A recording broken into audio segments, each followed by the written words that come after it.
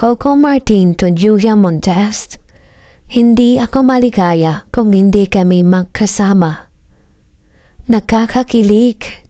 Sa isang emosyonal na paghamin, inilarawan ni Coco Martin ang malalim na koneksyon nila ni Julia Montes na tila lampas pa sa karaniwang relasyon.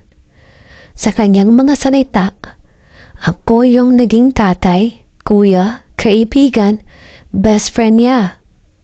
Ang kinaganda kay Jules, nakikinig siya sa akin. Parang eksena sa teleserye, diba? Pero ito, real life.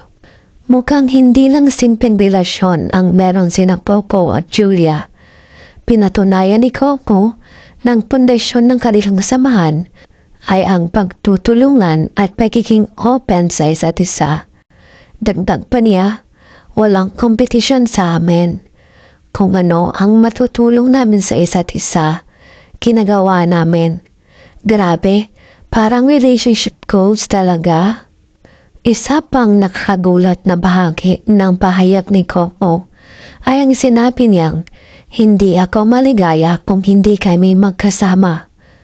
Sa industriya kung saan bihira ang magtatagal ng relasyon, nakakabilib ang honesty at depth ng nararamdaman ni Coco para kay Julia. Hindi lang ito basta love team, ito ay kwento ng dalawang taong nagmamahalan ng tunay. Hindi lang ito basta ordinaryong love story, tila isang inspirasyon para sa lahat na naghahangad ng tunay na pagmamahalan.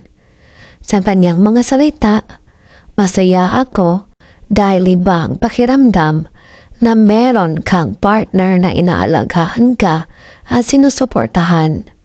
Grabe, hindi ba? Parang eksena sa teleserye pero mas totoo at mas ramdam ang kilig. Aminado si Coco na hindi niya madarating ang narating niya ngayon kung wala si Julia sa tabi niya. Sa lahat ng ginagawa ko, kapag wala siya, parang may kulang. Pero kapag magkasama kami, iba ang saya. Parang kaya kong harapin ang kahit ano.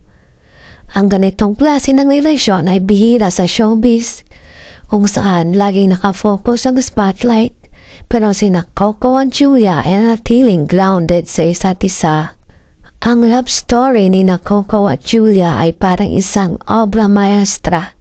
Hindi minadali, pero puno ng dedikasyon at effort. Kung ang pag-ibig ay isang pelikula, sigurado tayong blockbuster ang ending nito.